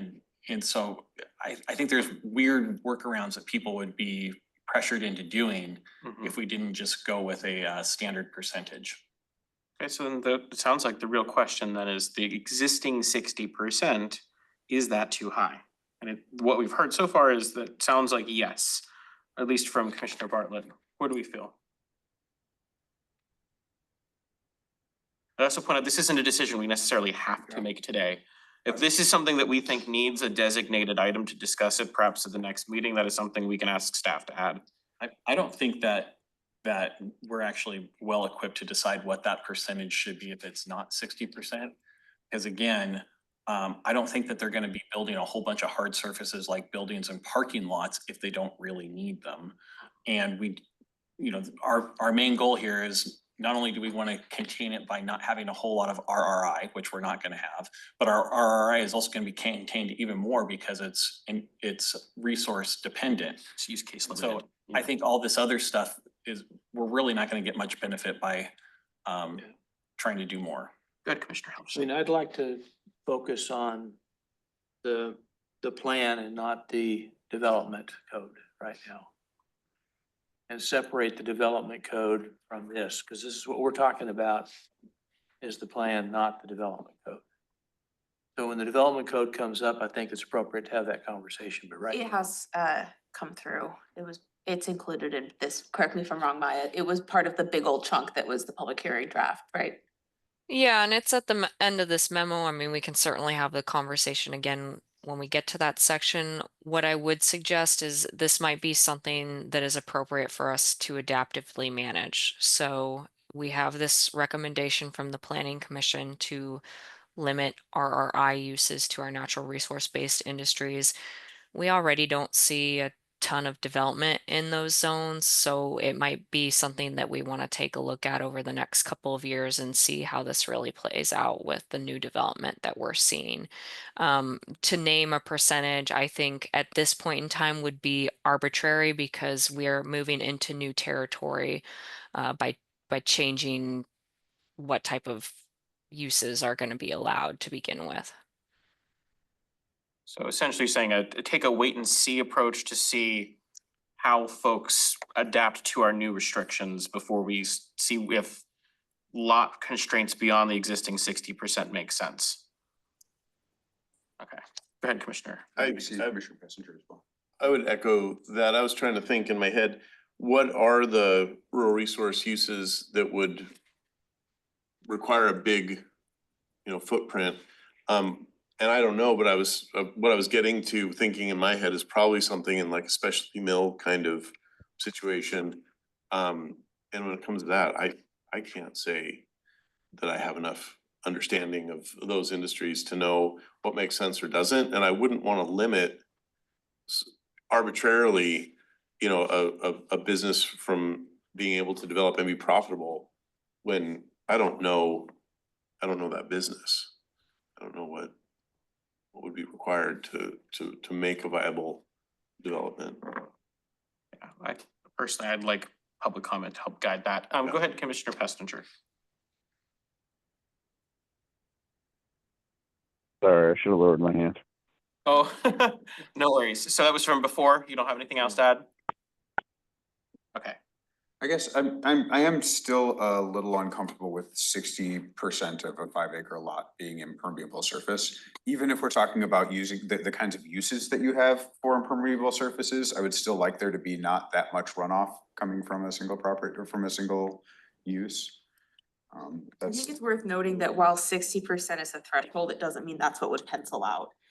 When we're looking at permitting and looking what's feasible, because they have to think about design standards, permitted uses, whatever permit it is that they applied for. And so while 60% might be the case, that doesn't mean carte blanche that every permit that comes through in that zone is permitted 60% hard surface coverage. It truly depends on the specific proposal that our current planners are reviewing and conditions that they might use to mitigate. There's a natural disincentive towards that kind of lot coverage because you're gonna have to manage that stormwater. Understood. So, how do folks feel as a temperature check on maybe addressing this further? It doesn't sound like there's any one standpoint that we're at on this. We good to just address it again as conversation comes up? No blocking concerns on that? Okay, so no decision on this one, Maya. It sounds like we're moving forward with what the existing changes we've already made, but we're open to potential changes to that percentage as conversation goes on and as perhaps we get public comment. I think you are okay to move on to chapter 3. Great. So going through chapter 3, which is our natural resources chapter. This is the chapter that covers ag, forestry, and mineral lands. Just covering some of the major comment themes. So this is a theme that we hear every comp plan update. It's to increase the amount of designated agricultural lands. We've also had comments to update our narrative and policies to reflect changes in Growth Management Act. There's been a number of comments around agricultural water rights and strengthening water protection for farmland. If planning commissioners recall, we also had a couple of individual property owners that were concerned about the mineral lands designation and that being applied to their property. I have since followed up with all of those individuals. I think we covered that pretty well at the public hearing or at the work session shortly after. So that specific piece has been addressed. We've received comments to expand farmer access to lands that are protected under the Habitat Conservation Plan, specifically for grazing access. Comments that ask the county to review, improve, and expand conservation incentive programs. A number of comments asking us to update the aquaculture section on both sides of the coin, and a couple of comments requesting further protection for forest lands, specifically those that are outside of long-term forestry and are at risk for conversion. And that last point, a lot of that is addressed in our environment chapter, and so as we're working through this, some of those pieces may be better suited for chapter 9 environment discussion. So a couple of changes that have already been made in response to public comment, and as we did with land use, please stop me if you have any concerns like Commissioner Nelson did. We can certainly talk about these changes if there are concerns on them. So we have followed up with all of the folks who commented on their mineral lands designation. There were a couple of comments on that. There's been a couple of narrative language changes to reflect new requirements under the Growth Management Act. That was a request of FutureWise. It was a fairly small narrative change, so that language has been added. The aquaculture section, I have worked with our shoreline person and some other staff at the county to update that section a little bit better, neutralize the language, add in some more context on marine shellfish and the regulatory framework, since that is pretty far reaching. I have also reviewed and scrubbed all of the policies to pull language directly from the Shoreline Master Program and updates related to that. So where I could, I pulled language directly from the SMP. I think there was only one policy that had some new language in it on non-native species and materials that don't harm wildlife, which is pretty close to one of the ones that's in the Shoreline Master Program language. It just has a little bit more specifics in it. Correctly, I believe the ask for neutralizing the language originated from the Planning Commission. I believe that may have been Commissioner Pessinger originally, where it almost felt like we were marketing the aquaculture industry in the county and that felt inappropriate for the plan. Yes, that, Context for public comment and folks hearing that. It wasn't that's really staff initiated, that originated from us. That's correct, Chair, and I did attempt to neutralize that before the public hearing, but we got comments at the public hearing to neutralize it even further and in the other direction. Specifically, there were some comments concerned with our focus on geoduck industry and why is that called out specifically. And looking at the SMP, it's not called out in the policies in the same manner. So I pulled back and I generalized to talk about marine aquaculture versus land-based aquaculture, while still highlighting some of those major industries like geoduck, but just trying to neutralize that language a little bit further and better align it with our shoreline language that already exists. Okay, thank you. I just wanted to add additional context. I didn't mean to derail you. We have added some forestry policies. I'm sorry, let me catch my place. Forestry policies that address lands that are not within long-term forestry largely live in Chapter 9. I mentioned that when I was just reviewing earlier. The policy NR2A10 has been updated. I won't read through that specific language, but the clause that was added on the end of that is a specific pull from state legislature. So it's not something that staff came up with on their own. It just pulls from the WACs. And that was a request of FutureWise. And then there was another request to support farmer access to grazing lands under the Habitat Conservation Plan. I did consult with our Natural Resource Program Manager, and they were supportive of including that policy. So we added that language in there. That's actually something, to my knowledge, that we're already doing with conservation grazing on some of our HCP lands. And then another new policy added. This last one was a request from Department of Fish and Wildlife, and this aligns with some of the forest practicing language that we have in our comp plan and in our code about tree conservation. So just aligning with things that the county is already doing through our development regulations. So for Chapter 3, there are no major policy decisions, but I'll open it up to the Planning Commission if there's anything additional you want to discuss or any of the changes you'd like to discuss. So I think that was a stretch, or was Nope, that a hand? Well, that was a stretch, but I have, you know, I have a hand because of the accent thing. I'm a little concerned about the new language in policy or NR2A10. Says, when considering the designation of agricultural resource lands, this county must conduct a comprehensive countywide analysis. Yep. Because we did mapping that we know isn't 100% accurate. And I believe we left language when we did, last time we did the long-term ag, that if you can show that your property does not meet the criteria, we will remove you.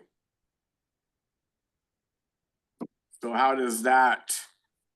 That is correct. And so this specific clause right here, when considering designation must be conducted through a comprehensive countywide analysis, is specifically from the updated WACs. That update was, I think that was done in 2023 or 2024. So very close to the tail end of the ag program. The ag zoning update that we were working on. We didn't do that policy change at that time because it was coming with the comp plan. However, what I will say is for all resource industries, the state is moving towards, if you get a citizen application to pull their land out of the designation, you can consider it, but you have to wait to do it till a periodic update. So that's really what that's getting at. We can't really do these one-off annual amendments to pull folks out of the resource designations. We have to wait. We have to do it with our periodic update and look at it a little bit more holistically. And we could just reference the WAC. I mean, we don't need to have all that language in there. We can just put the clause. So I I think whichever way you slice it, that's something that the county is going to have to comply with moving forward, but we certainly don't need all the specifics in there. I mean, it's spelled out in legislature already, so. Interestingly, tried looking it up and I don't actually see it in the WAC. Is this code that hasn't been updated? It was updated in the last few years, so I can check the clause and see if I can send out a reference. Okay, so 10C says, reviewing natural resource lands designation in classifying, designating, and de-designating natural resource lands, counties must conduct a comprehensive county-wide analysis. Counties and cities should not review natural resource lands designations solely on a parcel by parcel basis.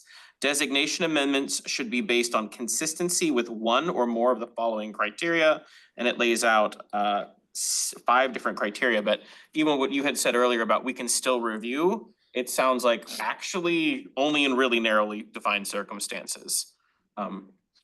Yeah, at the time of a periodic update is when we're required to review those de-designation spaces now. If it was up to me, I would reference just the WAC and not have all the other language in here. Because when the applicant comes in and is red hot mad about things, I would much rather say to them, this is the state that did this, not the county. To your point, Commissioner Casino, it is worth noting that if this WAC changes in the future, That's exactly having right. a basically picture in time and a plan that's designed to take us to 2045 could inherently be limiting. So I would generally be supportive of adopting this essentially by reference instead of detailing it specifically. But that's my personal thoughts on that. Commissioner Bartlett. My only concern in that regard is we are all assuming that that gets, if that gets amended, it gets amended in a like more restrictive manner rather than a less restrictive manner. I know that we have discussed in the past wanting to essentially follow these kinds of values about making sure that we maintain percentages of land for this. It makes sense for us to have that actually in the books that we are taking that into account. It would establish a minimum if the state starts to get more lax on that for whatever reason. I'm not opposed. I'm not like a blocking concern on this. That would just be my consideration. I would also point out, I think the first 2 sentences are contradictory. One says you shall consider countywide, and the other one says should not do a parcel by parcel basis. So technically, I mean, we still can. I guess I'm saying with this language, to me, it doesn't make sense, but we still can, when somebody comes in and says, you know, oh, I don't have this soil type on my property. According to this language, we still can take them out. Because it says we should not. It doesn't say we cannot. That's an important distinction. The confusing part is the sentence before that says must conduct a comprehensive countywide analysis. Yeah, the seemingly contradictory words are pulled straight from the WAC. So I think I can see what they're saying there. They're saying that like it's 2 different use cases. yeah, exactly. That you're looking at this as a comprehensive countywide analysis, but when you're doing those kinds of analyses, you shouldn't just do on a parcel by parcel. You should do this as a bundle, which is why it's part of that. Yeah. I mean, if we're on it, I'll just read the 5 permitted uses or the 5 permitted reasons. One is a change in circumstances pertaining to the comprehensive plan or public policy. 2 is a change in circumstances to the subject property, which is beyond the control of the landowner and is related to designation criteria. The 3rd is an error in designation or a failure to designate. 4 is new information on natural resource land or critical area status related to the designation criteria. And the last one is a change in population growth rates or consumption rates, especially of mineral resources. So those are the 5 circumstances where designation amendments can be considered. Just for a point of reference, what is the timeline on, what is the period of LTA updates? Is that an 8-year period or a 10-year period? With the periodic updates, so now it would be on a 10-year cycle that we'd look at our resource designations.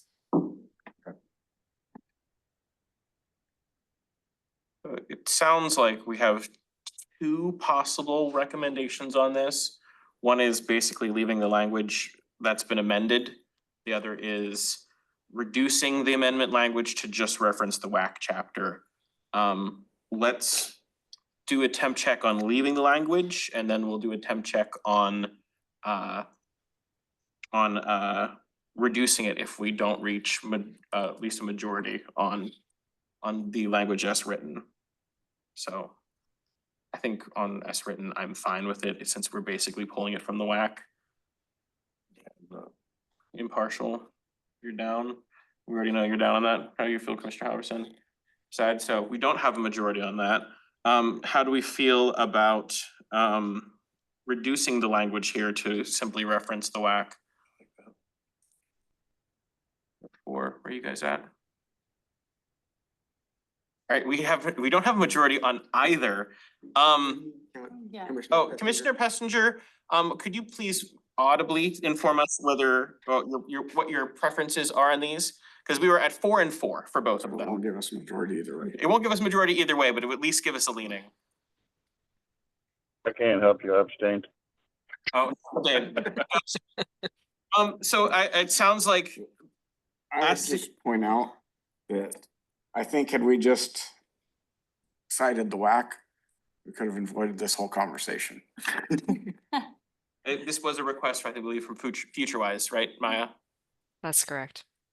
So since we don't have a definitive leaning here, and we are short a member, I think obviously this is a point of discussion and hopefully we receive additional public comment that can help us make a call, but otherwise We already had a public hearing, so technically you all cannot receive public comment. on no the new public comprehensive comment, plan. gotcha. But you don't have to make a recommendation. You could leave things like this for the board to ultimately decide. And I mean, I don't expect that the board will get through as detailed as the planning commission is, so we can circle back to it at the end if that's a preference, but Go ahead, Commissioner Howell. I just, a comment on this. I mean, I don't understand why there's any problem with leaving it as what the WAC states, since the WAC is the one that's gonna change it anyway. I mean, we got votes no, we got votes abstain. I mean, if we just leave the language saying that as listed in WAC 365-190-040, when the WAC changes, then that changes. It's not, we're just not adding the additional language in there. But that's what the WAC says anyway, but the WAC is gonna change. Reference might be out of date and not nonsensical over time as well. Yeah, You could even just say according to applicable state you could. regulation. Go ahead, Commissioner Casino. Just to lobby my side a little bit here, I would remind the planning commission that the chances that the state becomes less restrictive instead of more restrictive is probably something to consider. Something tells me that the WAC will become more protective over time, not less protective over time. So doing a reference directly to WAC Yeah. would actually pull you to my side. My suggestion is also that this is of low risk and marginal consequence. And I would suggest trying to come to a conclusion. To your point, we aren't putting the entire WAC in this. The criteria, which is the part that is most likely to change, is already referenced. Right. Criteria is listed in the WAC. So in a way, we've already kind of accomplished, yeah. We don't have consensus on this. We don't have a strong majority on this. I don't think we can make a recommendation. And if we can't make a recommendation, then I assume it becomes a matter for the Board of Commissioners. Well, it's a matter for them either way. well, we're essentially not issuing an opinion, which is all we really do anyway. Like, we make recommendations. So I think we've committed enough time to this. We don't have a definitive opinion on this. Yeah, I know, I'm sorry. I'm trying to shepherd as best as I can here. I will also note for the record that Chair Hansen has joined us, and if he so desires, he could have the totally take over this I think process. you're doing a great job. And my apologies to the commission and to the chair for being late, and I would have called, except I don't know where my cell phone is. When was it I talked to you? It was sometime between 30 and noon, Like 10:30 or 11. 10:30? Okay, well, that narrows it down. You were around. My only other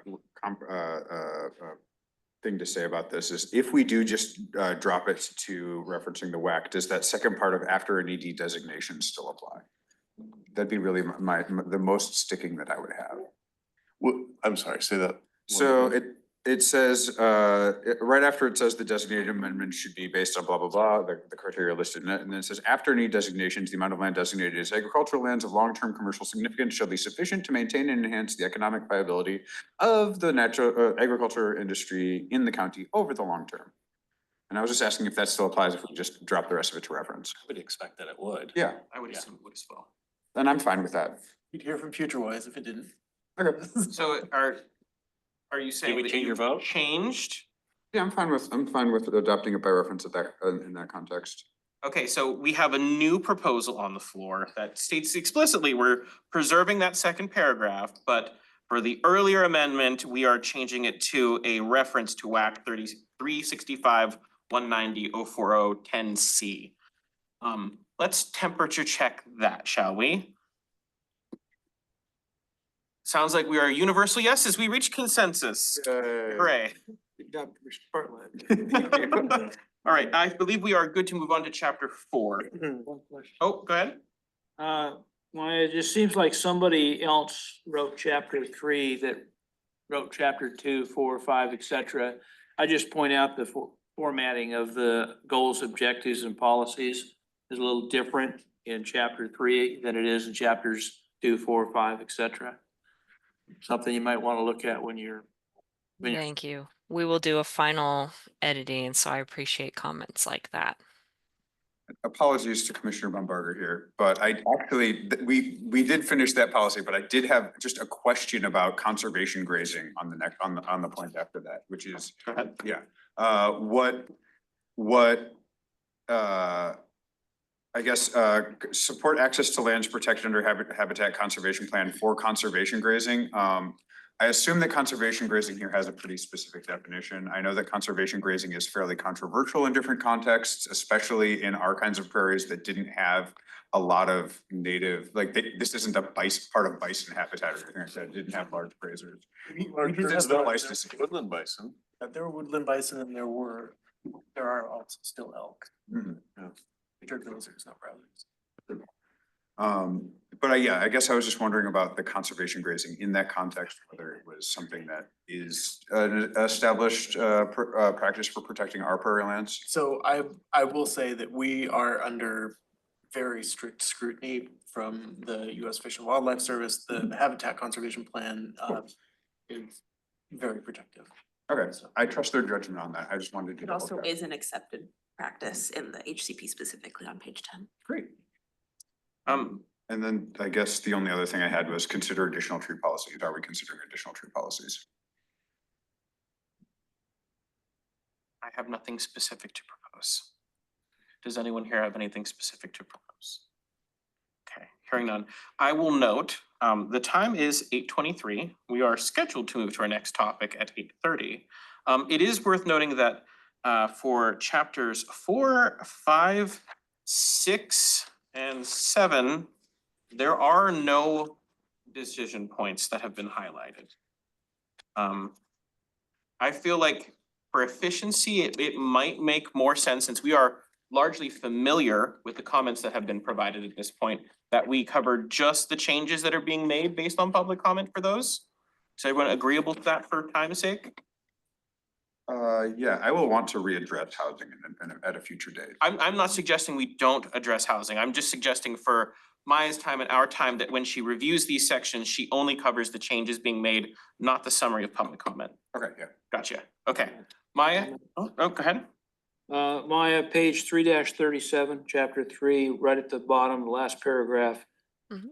Just seems to be, the sentence is cut off. I don't know, it just didn't print out on the next page or what. The footprint should be, and that just ends right there. I will take a look. Thank you. Yeah. I did have on my list to bring back a definition of regenerative agriculture as part of chapter 3. What I will share is the only place that that is used is in the climate chapter in our comp plan. And so I don't think it's an issue to have that language in the climate chapter. What I did do was add a glossary definition to the comp plan glossary, and we can have that conversation at a later point if we'd like to discuss it further. But I basically use the definition straight from the Thurston Climate Mitigation Plan. That's where the term regenerative agriculture has come from, and that's why you hear it so much through public comment. So would you like me to read that, or should we just keep moving through the materials? I'm in favor of moving through. Great. If you can continue with chapter 4 and start with the changes that are being made. Yeah, so I'll go through changes and then Anna can help lead the discussion on chapter 4 housing. So changes that we made in response to public comment. We had a comment that asked we add some climate language discussing impacts on housing, building. Hopefully you could still hear me, how that'll change building for housing in the future. Impact fees language was requested to be reviewed. We did receive a comment that said that some of the changes we were considering were too big, too small. And so what I will say is the impact fees language is kind of it's an attachment in an appendix right now. We're not really doing anything specifically with impact fees at this point in time, and any changes in the future will require a separate study. There's a big joint process through multiple departments in the county to do that, and then there's future legislative review. So the pieces in the appendix, we haven't made any changes to that, but there are future opportunities to review those further. We got a request to add in a definition on affordable housing and also to make a distinction between low-income housing versus affordable housing, since the two are different. And so we have added in that language. And that's that for housing. Any further discussion? There are no decision points for this one. Do we have other items that we'd like to discuss in the context? Is that a hand? Yes, I'm willing to just come back to housing with like specific requests at a later date for the sake of time here. Yeah, so I'll just leave it at that. Okay. Anything else on housing? All right, go ahead and move to changes on changes for chapter 5 transportation. Transportation was a pretty small one of comment theme. So we had some requests to add in e-bikes and pedestrian traffic policies on improving roadways. We are having the consultant team Fear and Peers look at that and add some language in on that where they can. And then we did get a request from Washington State Department of Transportation to do a an analysis on state-specific transportation facilities. And we have done that, and it is in our draft EIS. And so we've met with WashDOT, we've gone over that information. Once that final EIS is released, it's included fully in there. So we've addressed the comment changes on that. Okay. Any other discussion points for transportation? Not at this time. Going once, going twice. Okay, let's move on to changes in chapter 6. Capital facilities. So we received a request, again, this was from WashDOT, to include language on development phasing specific to utilities and sewer services. That language has been added in. It's very general. It mostly gets at infill versus core development for the Grand Mound area. And then our current capital facilities are outlined in other chapters. So most of those are just in response to WashDOT's comment and also highlighting where the other information already exists for them.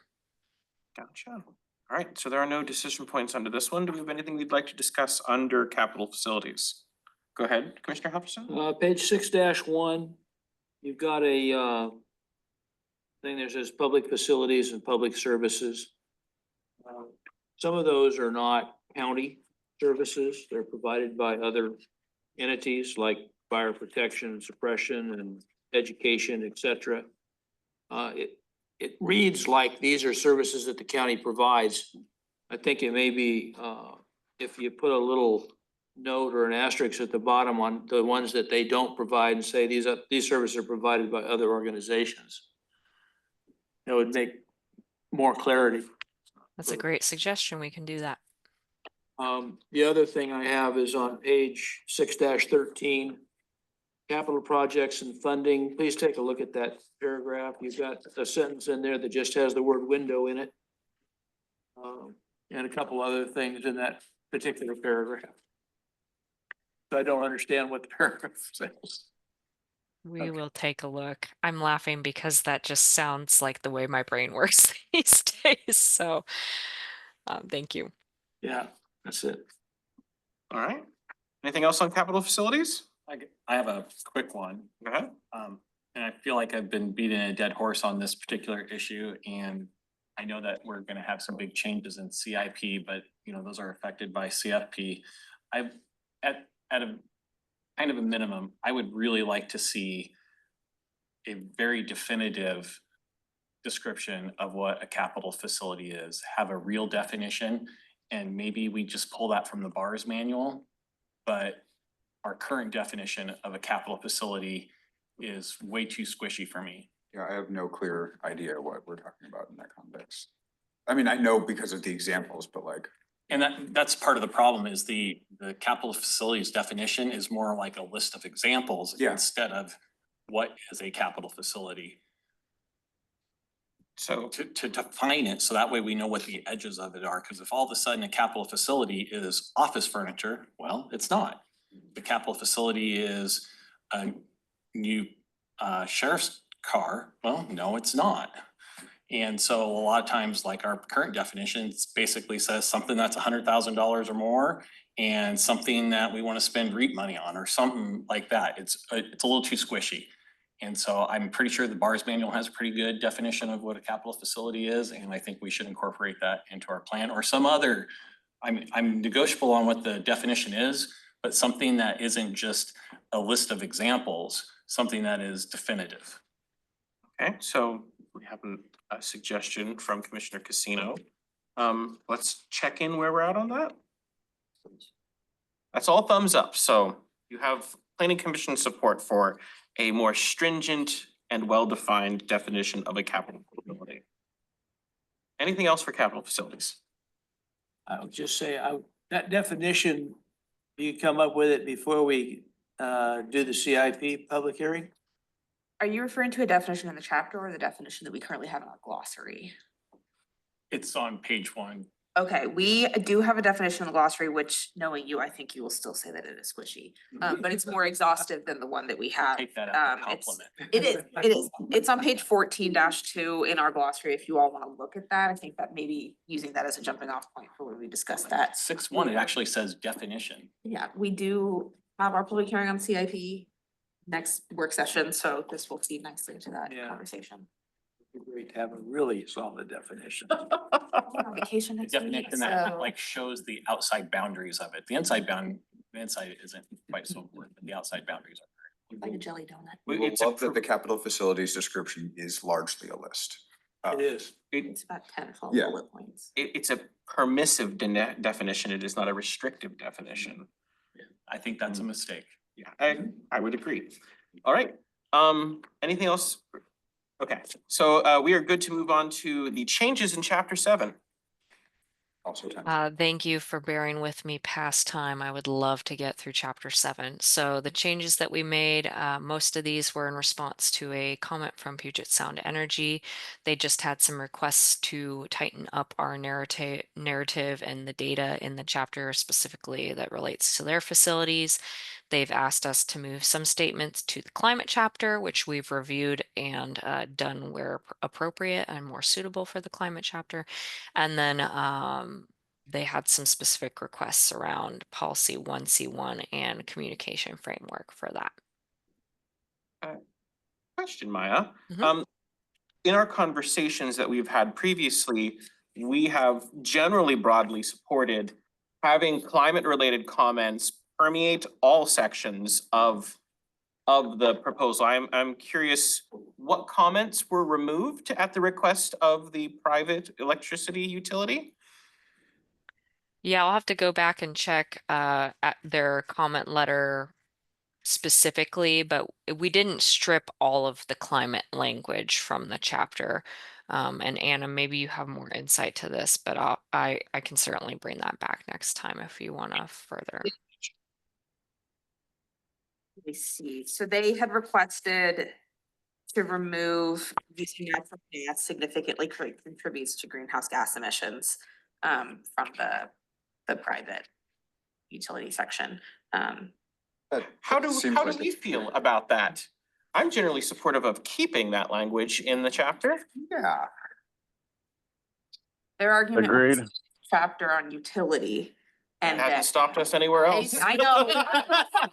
I'm sharing that, you know, if we're gonna hear from one side of the coin and have very exhaustive discussion on their points, it's worth me noting that they also said that, you know, Of it's course. a utility chapter. It's not supposed to be subjective on these things. Further comment. They've been heard. They have been heard, and I'm glad that we are incorporating their feedback before we make a decision, not having that decision made preemptively. So let's check leaving the language on natural gas in. That's unanimous. Let's keep that in. I just want the record to reflect. I am a staff person with no opinion whatsoever. Oh, no, we Simply are the not process ascribing pusher. motive or intent to anyone in staff. We appreciate your dedicated public service. We'll get, Commissioner Pettifer. Clarifying question? Yes. Go ahead, Commissioner Professor. Is this the same organization that the majority of their trucks say clean natural gas on the side of them?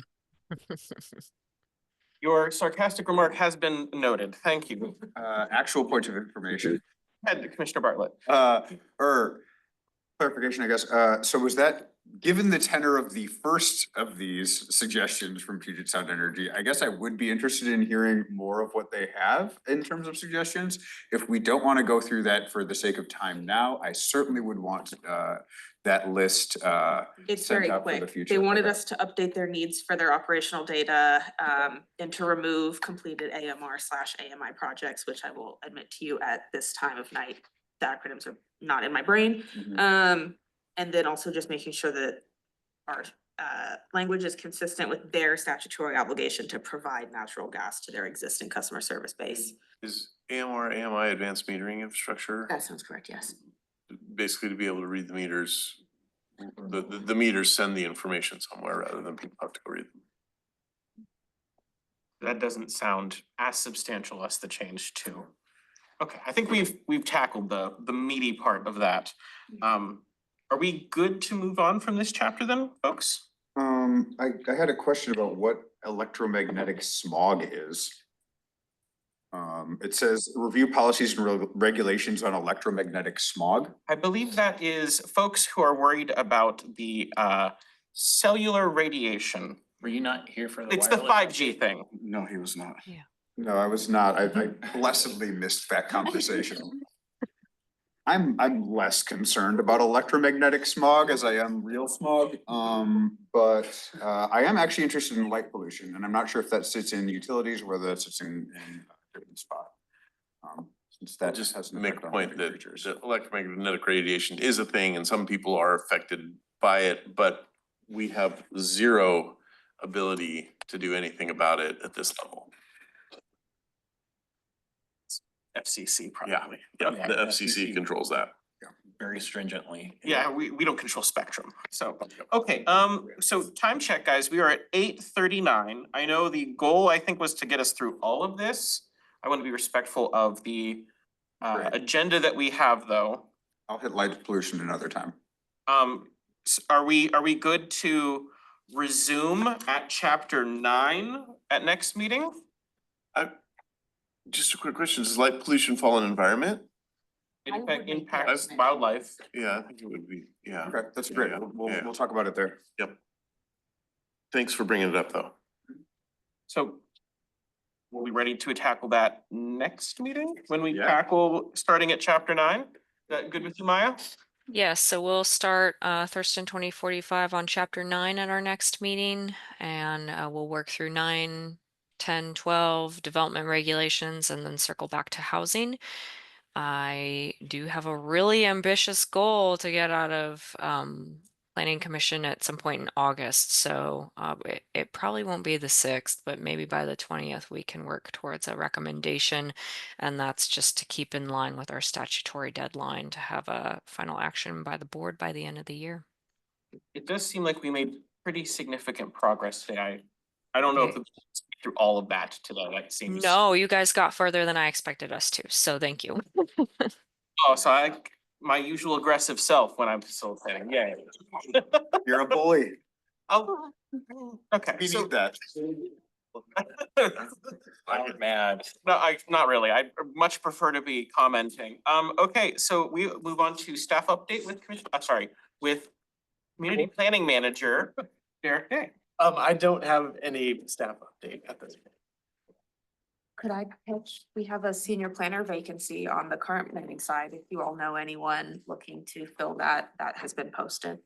Alright, and we'll move on to Thurston 2045 update with Maya. Nothing really additional. We did kick off our board briefings today, and Derek did a really stellar job at presenting our overview to our county commissioners at our work session this morning. We have pretty much back-to-back briefings for the next couple of weeks through August 6th, and then continuing every other week into mid-September. So as we go through those high-level items, once we get a planning commission recommendation, we'll fit that into that wherever that falls on our timeline. The only other thing is that we had our Swede Day event, which we advertised as an open house. I heard that there were a lot of really good engagements there and a couple of not so great engagements there. So we've discussed, we're revising our approach. We will continue to go out to outreach events this summer, and we have a couple planned. So I think Yelm Night Out is the next big one that we'll be attending, and that'll be kind of combo stream team Thurston 2045. All right. And just really briefly, and I think you all are getting kind of the cadence of this. So at this point, we've got a lot of planes in the air with Thurston 2045, and our goal really should be to get everyone we can on the tarmac. So finishing discussions, wrapping them up as much as we can. Additional public comment, like we mentioned before, isn't really influencing our process at this point. It'll be influencing down the road. And our ability to circle back is gonna start bumping up against our statutory deadline. Okay. Well, let's move on to calendar. So we have a meeting on August 6th, which will be a public hearing for the capital improvement plan program update and recommendation, a public hearing and work session number 3 on the Black Lake Quarry in Little Rock, and work session 39 on Thurston 2045 follow-up and recommendations. Is anyone unable to attend the meeting on August 6th? I will be unable. So just Commissioner Pestinger, which should not impact quorum. All right, and then we have a upcoming meeting on August 20th with a tentative public hearing and recommendation on the open space application. That is not tentative anymore, we have scheduled that. And work session 40 on Thurston 2045 follow-up recommendations. Does anyone have a conflict that would make them unable to attend on the August 20th that they're aware of? Not yet. All right. You hoping for one? I usually do anniversary stuff around that time, so I don't know. We have a family championship sometime around then. There's a possibility that we might have up to 2 commissioners, but we would still maintain quorum. Okay, so no need to reschedule that one. All right, we'll move on to 10 for the good of the order. Folks have things for good of the order? Rainier Roundup Days, the end of August, on calendars. Rainier Roundup Day. Let's say it's August 23 is the date. And they precede that with their Bluegrass Festival starting on Friday night and going through Sunday. Commissioner Passenger, do you have something for the good of the order? I see your hand is up. This is just a little bit weird, but our language that we use for starting public comment includes the phrase that public commenters should not do anything commercial in nature. And I think that's maybe a little questionable because we have a fair amount of lobbyists who come and speak to us. And I think by definition that anything they're doing is commercial in nature. So I don't know whether we need to change that wording or whether we don't allow lobbyists to make comments. So I would say my understanding of that is that speaking about something that's on our docket is permitted.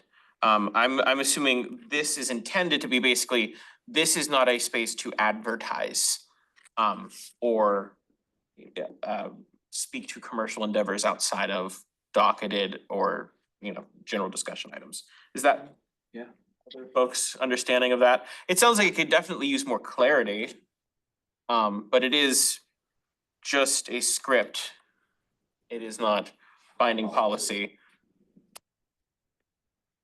Anything that just keeps. I know, and we've evolved over time on this. I remember a discussion about this a year ago, and back then it was Commissioner Day, and he said he heard from state sources that basically we have to allow any language. It's freedom of speech. I do think it's good that we have some guidelines that we ask people to follow. But yeah, I agree with you on what's probably intended. I just think it's slightly unclear because that's very much commercial communication. So a lot of these bullet points start with the word please, AKA it's a request. Yeah. We made it please, no comments that are commercial in nature. And it's just a request. Please refrain. A polite one. Yeah, it's a polite one. One thing for good of the order, I think Marissa did an amazing job and Yeah. it was a real, very commendable work and very speedy. And I don't know if there's anything we could have placed in the official record, but it'd be nice to give her a kudos that might bubble up to the BOCC's attention for the great work she's doing. He emailed Brian Benjamin during it and CC'd her just to let him know, cause he's her supervisor. But again, Derek, I would Take just, you on, I think but we just for the are, we have record. consensus that we were very impressed with Marissa's work and definitely encourage you to pass on our positive feedback. Other than that, no other good of the order items. We are at adjournment and we are only 8 minutes behind schedule, so meeting adjourned. Space. I'm really sad I missed the part about where I was trying to scam the applicants.